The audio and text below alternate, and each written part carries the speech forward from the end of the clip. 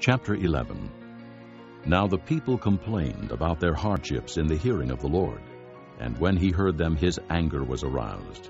Then fire from the Lord burned among them and consumed some of the outskirts of the camp. When the people cried out to Moses, he prayed to the Lord, and the fire died down. So that place was called Taberah, because fire from the Lord had burned among them. The rabble with them began to crave other food. And again the Israelites started wailing and said, "If only we had meat to eat! We remember the fish we ate in Egypt at no cost. Also the cucumbers, melons, leeks, onions, and garlic. But now we have lost our appetite. We never see anything but this manna." The manna was like coriander seed and looked like resin. The people went around gathering it and then ground it in a hand mill or crushed it in a mortar. They cooked it in a pot or made it into cakes, and it tasted like something made with olive oil. When the dew settled on the camp at night, the manna also came down. Moses heard the people of every family wailing, each at the entrance to his tent. The Lord became exceedingly angry, and Moses was troubled. He asked the Lord, "Why have you brought this trouble on your servant? What have I done to displease you, that you put the burden of all these people on me? Did I conceive all these people? Did I give them birth? Why do you tell me to carry them in my arms, as a nurse carries an infant, to the land you promised on oath to their forefathers? Where can I get meat for all these people? They keep wailing to me, 'Give us meat to eat.' I cannot carry all these people by myself. The burden is too heavy for me. If this is how you are going to treat me, put me to death right now, if I have found favor in your eyes, and do not let me face my own ruin." The Lord said to Moses, "Bring me 70 of Israel's elders, who are known to you as leaders and officials among the people. Have them come to the tent of meeting, that they may stand there with you. I will come down and speak with you there, and I will take of the Spirit that is on you, and put the Spirit on them. They will help you carry the burden of the people, so that you will not have to carry it alone. Tell the people, 'Consecrate yourselves in preparation for tomorrow, when you will eat meat.' The Lord heard you when you wailed, 'If only we had meat to eat. We were better off in Egypt.' Now the Lord will give you meat, and you will eat it. You will not eat it for just 1 day or 2 days, or 5, 10, or 20 days, but for a whole month, until it comes out of your nostrils and you loathe it, because you have rejected the Lord who is among you, and have wailed before him, saying, 'Why did we ever leave Egypt?'" But Moses said, "Here I am among 600,000 men on foot, and you say, 'I will give them meat to eat for a whole month.'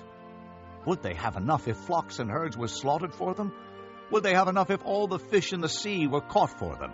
The Lord answered Moses, "Is the Lord's arm too short? You will now see whether or not what I say will come true for you." So Moses went out and told the people what the Lord had said. He brought together 70 of their elders and had them stand around the tent.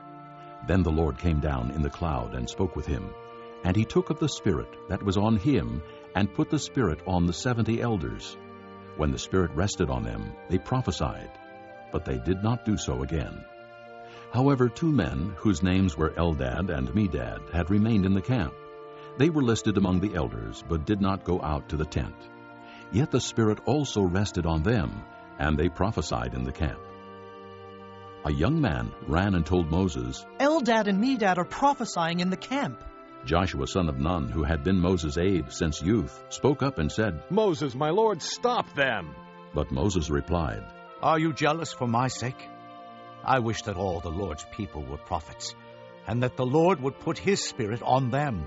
Then Moses and the elders of Israel returned to the camp. Now a wind went out from the Lord and drove quail in from the sea. It brought them down all around the camp to about 3 feet above the ground, as far as a day's walk in any direction. All that day and night, and all the next day, the people went out and gathered quail. No one gathered less than 10 homers. Then they spread them out all around the camp.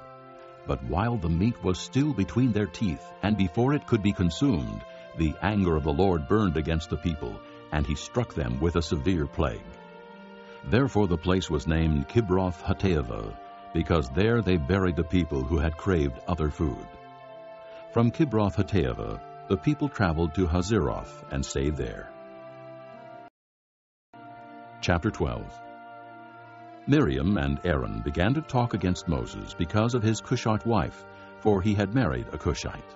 Has the Lord spoken only through Moses? They asked. Hasn't he also spoken through us? And the Lord heard this. Now Moses was a very humble man, more humble than anyone else on the face of the earth. At once the Lord said to Moses, Aaron, and Miriam, "Come out to the tent of meeting, all three of you." So the three of them came out. Then the Lord came down in a pillar of cloud. He stood at the entrance to the tent and summoned Aaron and Miriam. When both of them stepped forward, he said, "Listen to my words. When a prophet of the Lord is among you, I reveal myself to him in visions. I speak to him in dreams. But this is not true of my servant Moses. He is faithful in all my house. With him I speak face to face, clearly, and not in riddles. He sees the form of the Lord. Why then were you not afraid to speak against my servant Moses?" The anger of the Lord burned against them, and he left them. When the cloud lifted from above the tent, there stood Miriam, leprous like snow. Aaron turned toward her and saw that she had leprosy, and he said to Moses, Please, my Lord, do not hold against us the sin we have so foolishly committed. Do not let her be like a stillborn infant, coming from its mother's womb with its flesh half eaten away. So Moses cried out to the Lord.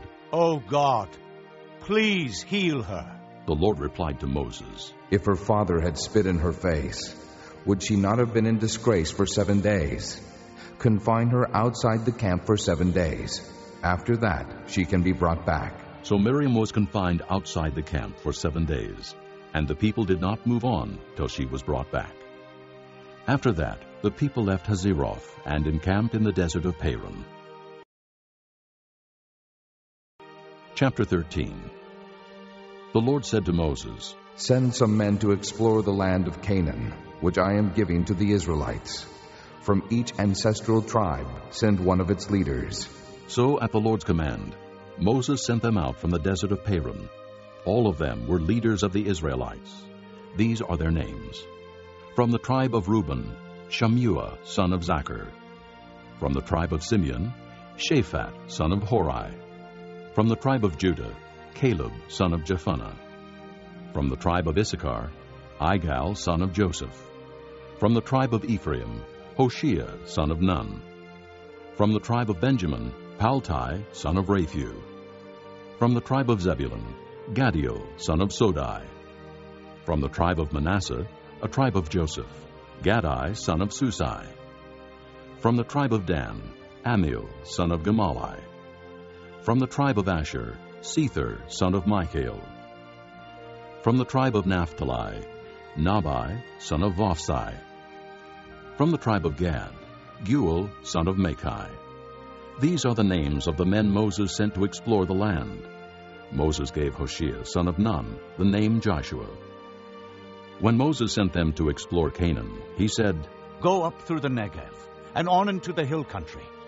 See what the land is like, and whether the people who live there are strong or weak, few or many.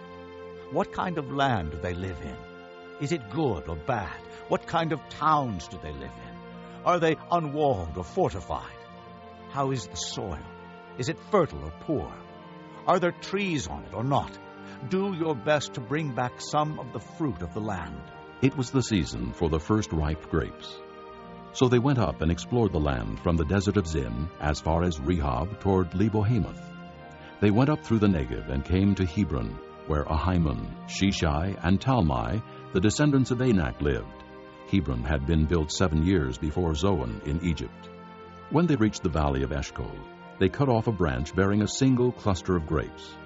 2 of them carried it on a pole between them, along with some pomegranates and figs. That place was called the Valley of Eshcol, because of the cluster of grapes the Israelites cut off there. At the end of 40 days, they returned from exploring the land. They came back to Moses and Aaron and the whole Israelite community at Kadesh in the desert of Paran. There they reported to them, and to the whole assembly, and showed them the fruit of the land. They gave Moses this account. We went into the land to which you sent us, and it does flow with milk and honey. Here is its fruit. But the people who live there are powerful, and the cities are fortified and very large. We even saw descendants of Anak there. The Amalekites live in the Negev, the Hittites, Jebusites, and Amorites live in the hill country, and the Canaanites live near the sea and along the Jordan. Then Caleb silenced the people before Moses and said, We should go up and take possession of the land, for we can certainly do it. But the men who had gone up with him said, We can't attack those people. They're stronger than we are. And they spread among the Israelites a bad report about the land they had explored. They said, The land we explored devours those living in it. All the people we saw there are of great size. We saw the Nephilim there. The descendants of Anak come from the Nephilim. We seemed like grasshoppers in our own eyes, and we looked the same to them. Chapter 14. That night all the people of the community raised their voices and wept aloud. All the Israelites grumbled against Moses and Aaron, and the whole assembly said to them, If only we had died in Egypt, or in this desert! Why is the Lord bringing us to this land only to let us fall by the sword? Our wives and children will be taken as plunder. Wouldn't it be better for us to go back to Egypt? And they said to each other, We should choose a leader and go back to Egypt. Then Moses and Aaron fell face down in front of the whole Israelite assembly gathered there. Joshua son of Nun and Caleb son of Jephunneh, who were among those who had explored the land, tore their clothes and said to the entire Israelite assembly, The land we passed through and explored is exceedingly good. If the Lord is pleased with us, he will lead us into that land, a land flowing with milk and honey, and will give it to us. Only do not rebel against the Lord, and do not be afraid of the people of the land, because we will swallow them up. Their protection is gone, but the Lord is with us. Do not be afraid of them. But the whole assembly talked about stoning them. Then the glory of the Lord appeared at the tent of meeting to all the Israelites. The Lord said to Moses, How long will these people treat me with contempt?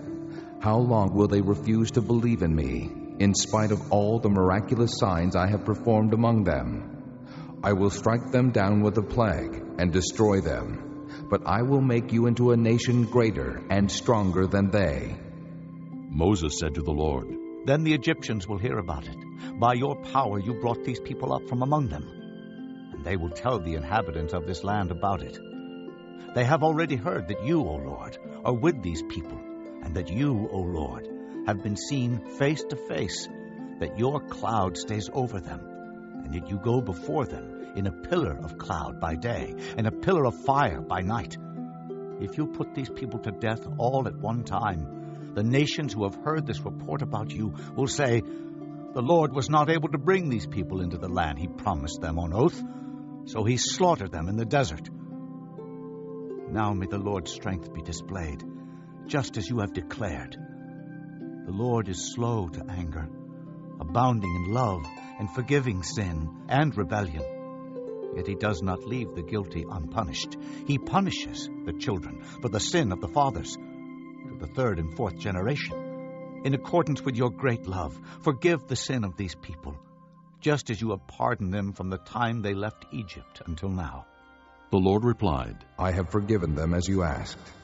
Nevertheless, as surely as I live, and as surely as the glory of the Lord fills the whole earth, not one of the men who saw my glory and the miraculous signs I performed in Egypt and in the desert, but who disobeyed me and tested me 10 times, not one of them will ever see the land I promised on oath to their forefathers. No one who has treated me with contempt will ever see it. But because my servant Caleb has a different spirit and follows me wholeheartedly, I will bring him into the land he went to, and his descendants will inherit it. Since the Amalekites and Canaanites are living in the valleys, turn back tomorrow and set out toward the desert along the route to the Red Sea. The Lord said to Moses and Aaron, How long will this wicked community grumble against me? I have heard the complaints of these grumbling Israelites. So tell them, As surely as I live, declares the Lord, I will do to you the very things I heard you say. In this desert, your bodies will fall, every one of you, 20 years old or more, who was counted in the census, and who has grumbled against me. Not one of you will enter the land I swore with uplifted hand to make your home, except Caleb, son of Jephunneh, and Joshua, son of Nun. As for your children, that you said would be taken as plunder, I will bring them in to enjoy the land you have rejected. But your bodies will fall in this desert. Your children will be shepherds here for 40 years, suffering for your unfaithfulness, until the last of your bodies lies in the desert. For 40 years, 1 year for each of the 40 days you explored the land. You will suffer for your sins and know what it is like to have me against you. I, the Lord, have spoken, and I will surely do these things to this whole wicked community, which has banded together against me. They will meet their end in this desert. Here they will die. So the men Moses had sent to explore the land, who returned and made the whole community grumble against him by spreading a bad report about it. These men, responsible for spreading the bad report about the land, were struck down and died of a plague before the Lord. Of the men who went to explore the land, only Joshua, son of Nun, and Caleb, son of Jephunneh, survived. When Moses reported this to all the Israelites, they mourned bitterly. Early the next morning, they went up toward the high hill country. "We have sinned," they said. "We will go up to the place the Lord promised." But Moses said, "Why are you disobeying the Lord's command? This will not succeed. Do not go up, because the Lord is not with you. You will be defeated by your enemies, for the Amalekites and Canaanites will face you there. Because you have turned away from the Lord, He will not be with you, and you will fall by the sword." Nevertheless, in their presumption, they went up toward the high hill country, though neither Moses nor the ark of the Lord's covenant moved from the camp. Then the Amalekites and Canaanites who lived in that hill country came down and attacked them, and beat them down all the way to Hormah. Chapter 15. The Lord said to Moses, "Speak to the Israelites and say to them, after you enter the land I am giving you as a home, and you present to the Lord offerings made by fire, from the herd or the flock, as an aroma pleasing to the Lord, whether burnt offerings or sacrifices, for special vows or free will offerings or festival offerings. Then the one who brings his offering shall present to the Lord a grain offering of 1/10 of an ephah of fine flour, mixed with 1/4 of a hin of oil. With each lamb for the burnt offering or the sacrifice, prepare 1/4 of a hin of wine as a drink offering.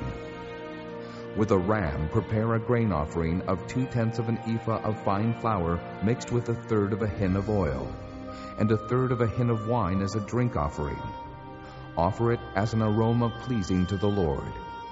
When you prepare a young bull as a burnt offering or sacrifice for a special vow or a fellowship offering to the Lord, bring with the bull a grain offering of 3/10 of an ephah of fine flour mixed with 1/2 a hin of oil. Also, bring 1/2 a hin of wine as a drink offering.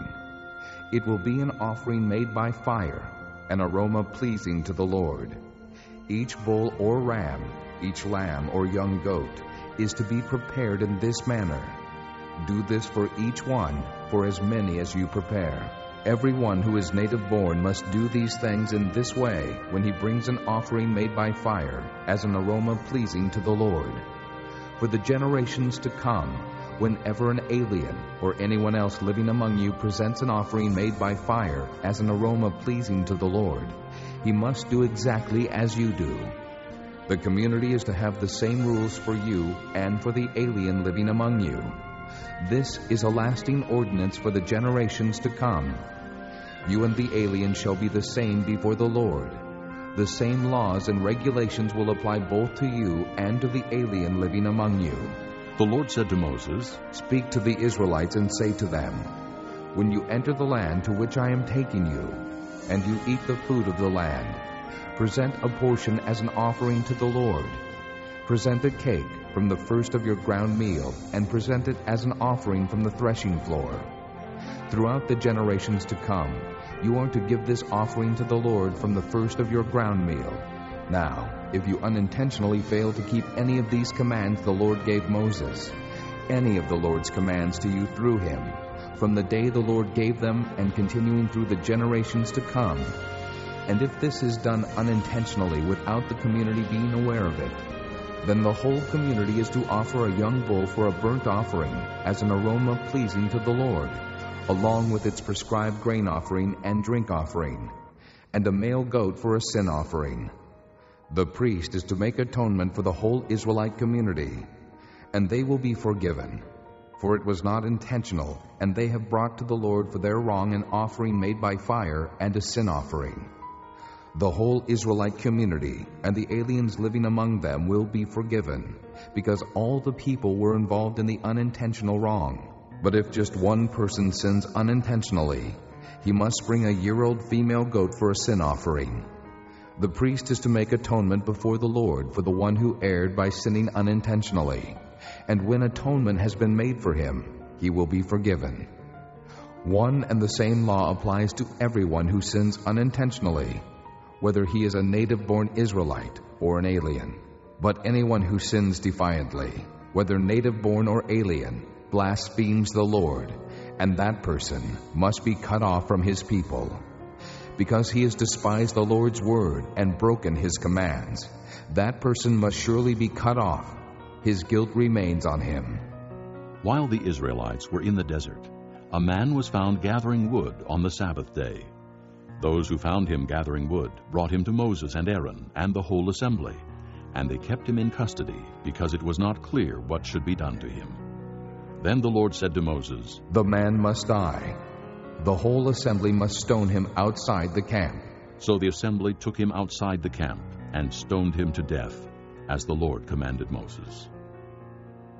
The Lord said to Moses, "Speak to the Israelites and say to them, throughout the generations to come, you are to make tassels on the corners of your garments, with a blue cord on each tassel.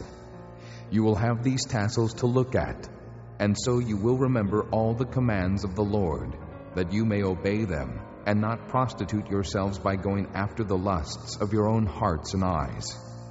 Then you will remember to obey all my commands, and will be consecrated to your God. I am the Lord your God, who brought you out of Egypt to be your God. I am the Lord your God." Chapter 16. Korah, son of Izhar, the son of Kohath, the son of Levi, and certain Reubenites, Dathan and Abiram, sons of Eliab, and On, son of Peleth, became insolent and rose up against Moses. With them were 250 Israelite men, well-known community leaders who had been appointed members of the council. They came as a group to oppose Moses and Aaron, and said to them, "You have gone too far. The whole community is holy, every one of them, and the Lord is with them. Why then do you set yourselves above the Lord's assembly?" When Moses heard this, he fell face down. Then he said to Korah and all his followers, "In the morning, the Lord will show who belongs to him and who is holy, and he will have that person come near him. The man he chooses, he will cause to come near him. You, Korah, and all your followers are to do this. Take censers, and tomorrow put fire and incense in them before the Lord. The man the Lord chooses will be the one who is holy. You Levites have gone too far." Moses also said to Korah, "Now listen, you Levites.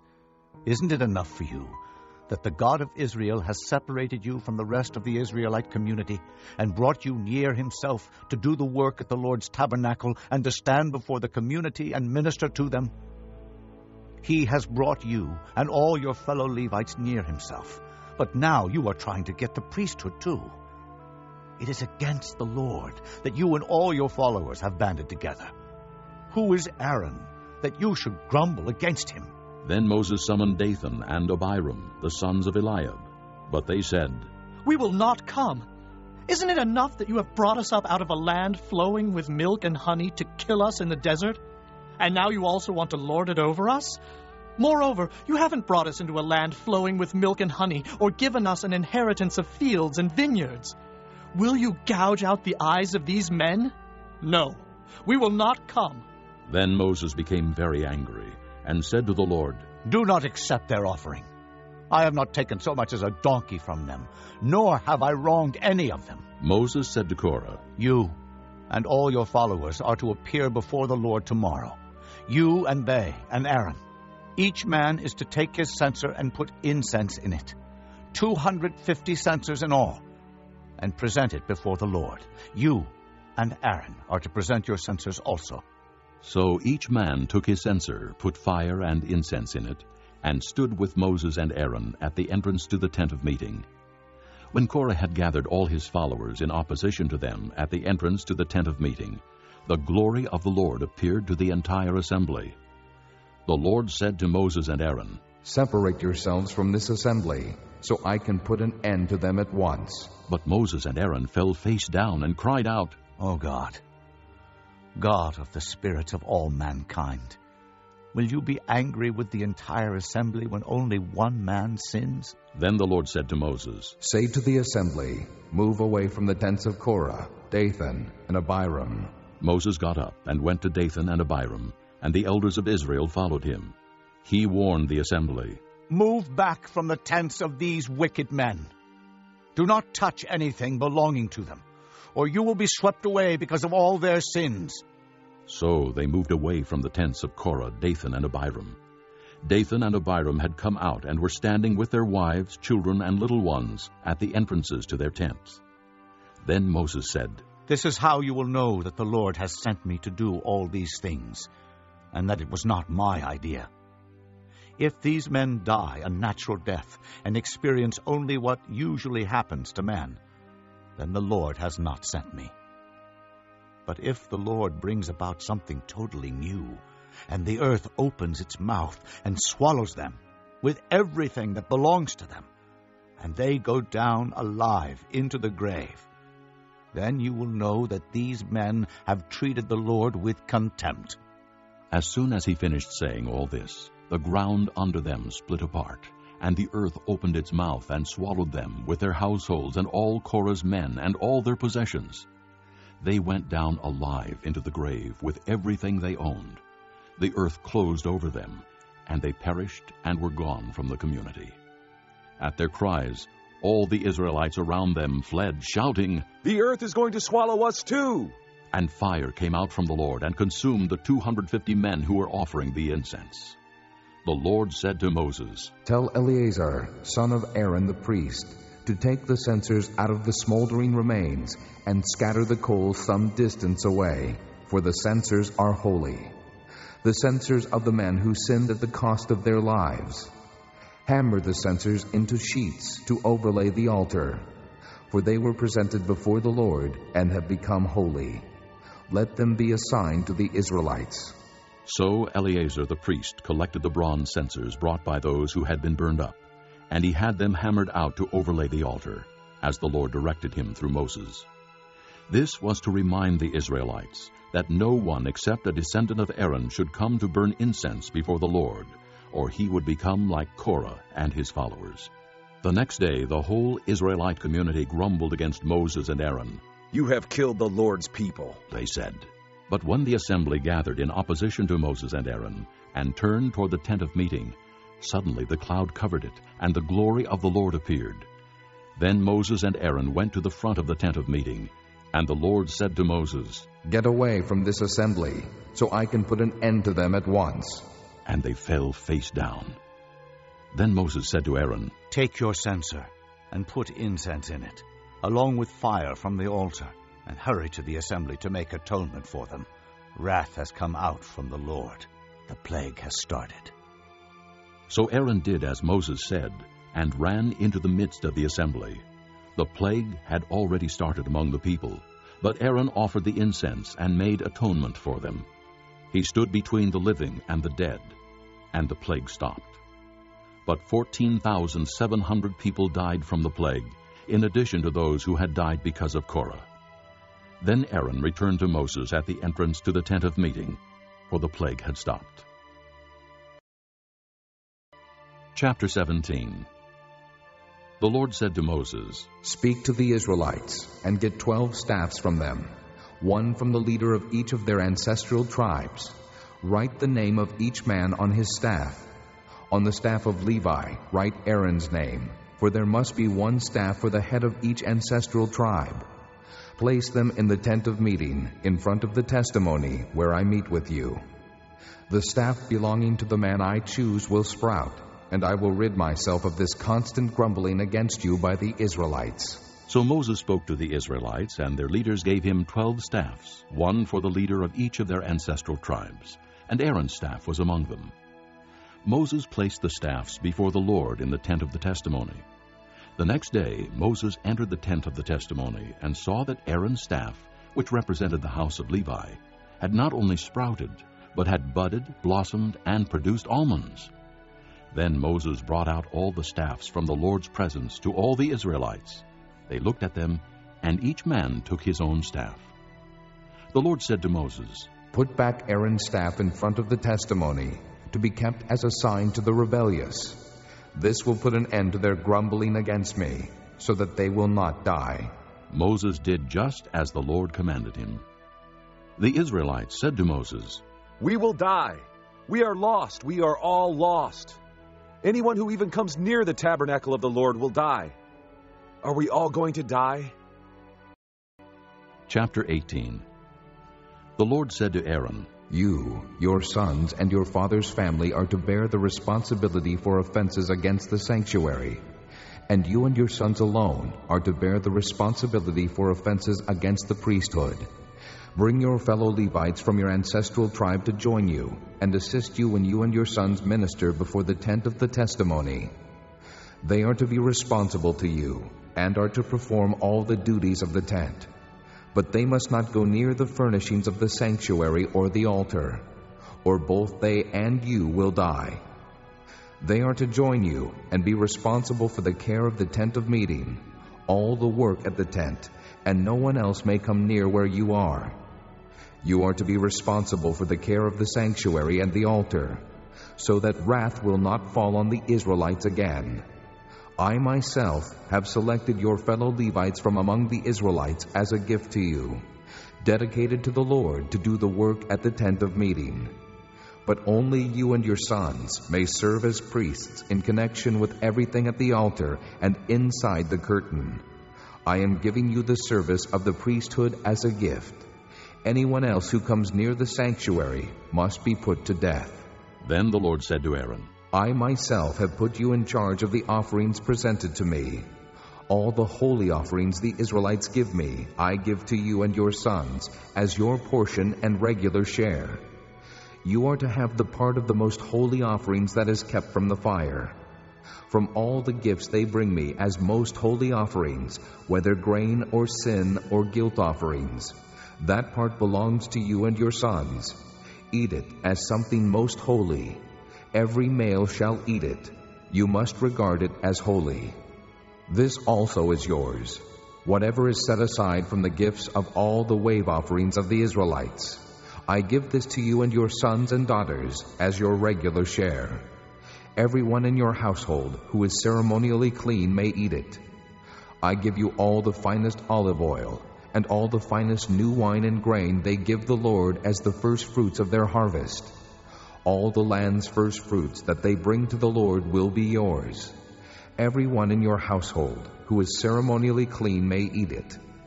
Everything in Israel that is devoted to the Lord is yours. The first offspring of every womb, both man and animal, that is offered to the Lord is yours. But you must redeem every firstborn son and every firstborn male of unclean animals. When they are a month old, you must redeem them at the redemption price set at 5 shekels of silver, according to the sanctuary shekel, which weighs 20 gerahs. But you must not redeem the firstborn of an ox, a sheep, or a goat. They are holy. Sprinkle their blood on the altar, and burn their fat as an offering made by fire, an aroma pleasing to the Lord.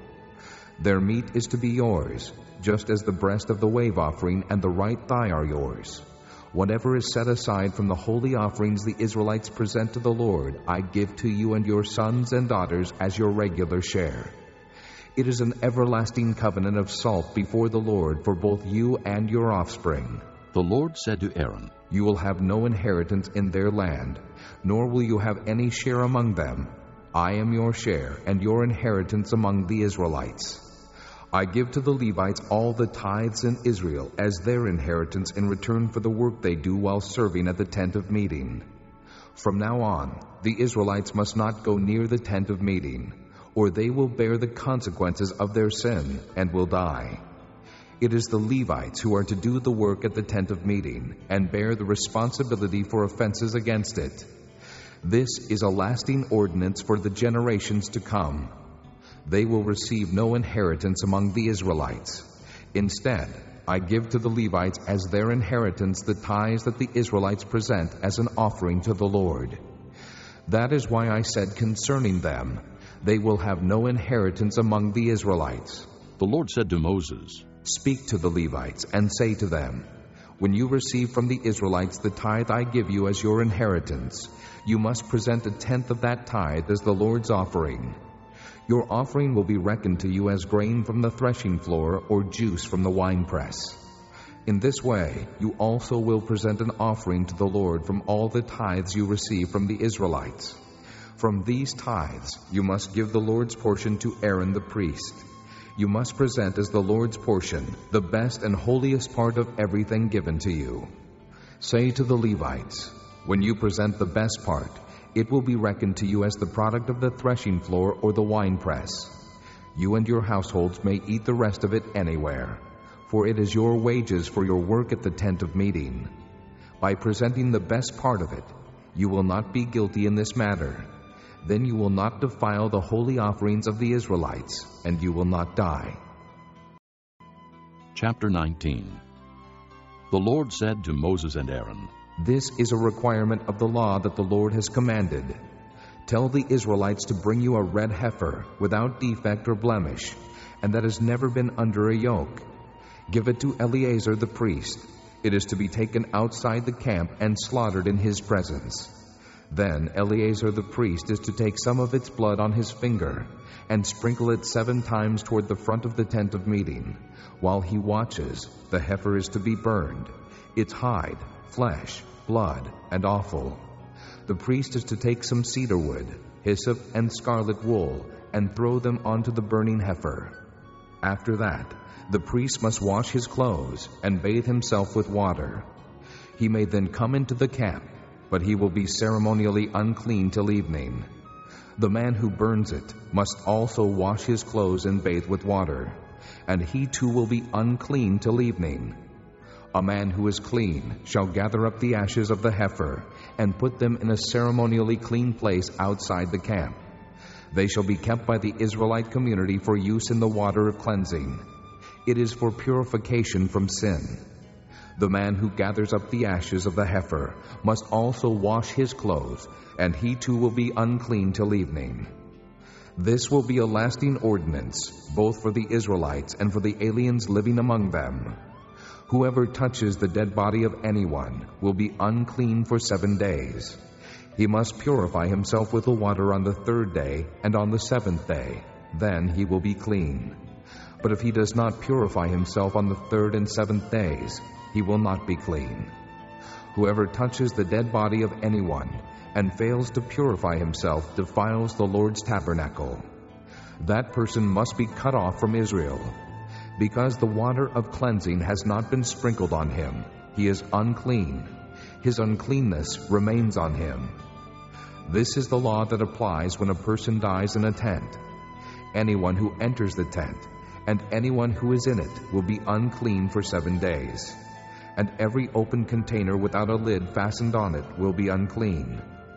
Anyone out in the open who touches someone who has been killed with a sword, or someone who has died a natural death, or anyone who touches a human bone or a grave, will be unclean for 7 days. For the unclean person, put some ashes from the burnt purification offering into a jar, and pour fresh water over them. Then a man who is ceremonially clean is to take some hyssop, dip it in the water, and sprinkle the tent and all the furnishings and the people who were there. He must also sprinkle anyone who has touched a human bone or a grave, or someone who has been killed, or someone who has died a natural death. The man who is clean is to sprinkle the unclean person on the 3rd and 7th days. And on the 7th day, he is to purify him. The person being cleansed must wash his clothes and bathe with water, and that evening he will be clean. But if a person who is unclean does not purify himself, he must be cut off from the community, because he has defiled the sanctuary of the Lord. The water of cleansing has not been sprinkled on him, and he is unclean. This is a lasting ordinance for them. The man who sprinkles the water of cleansing must also wash his clothes, and anyone who touches the water of cleansing will be unclean till evening. Anything that an unclean person touches becomes unclean, and anyone who touches it becomes unclean till evening.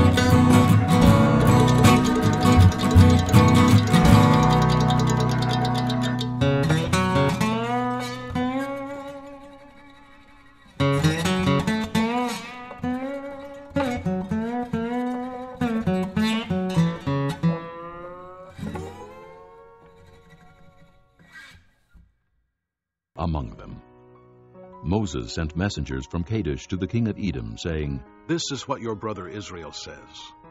You know about all the hardships that have come upon us. Our forefathers went down into Egypt, and we lived there many years. The Egyptians mistreated us and our fathers. But when we cried out to the Lord, he heard our cry and sent an angel and brought us out of Egypt. Now we are here at Kadesh, a town on the edge of your territory. Please, let us pass through your country. We will not go through any field or vineyard or drink water from any well. We will travel along the king's highway and not turn to the right or to the left until we have passed through your territory." But Edom answered, "You may not pass through here. If you try, we will march out and attack you with the sword." The Israelites replied, "We will go along the main road, and if we or our livestock drink any of your water, we will pay for it. We only want to pass through on foot, nothing else." Again they answered, "You may not pass through." Then Edom came out against them with a large and powerful army. Since Edom refused to let them go through their territory, Israel turned away from them. The whole Israelite community set out from Kadesh and came to Mount Hor. At Mount Hor, near the border of Edom, the Lord said to Moses and Aaron, "Aaron will be gathered to his people. He will not enter the land I give the Israelites, because both of you rebelled against my command at the waters of Meribah.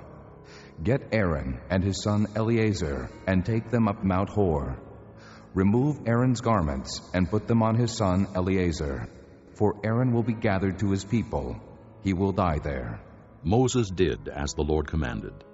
They went up Mount Hor in the sight of the whole community. Moses removed Aaron's garments and put them on his son Eleazar, and Aaron died there on top of the mountain. Then Moses and Eleazar came down from the mountain, and when the whole community learned that Aaron had died, the entire house of Israel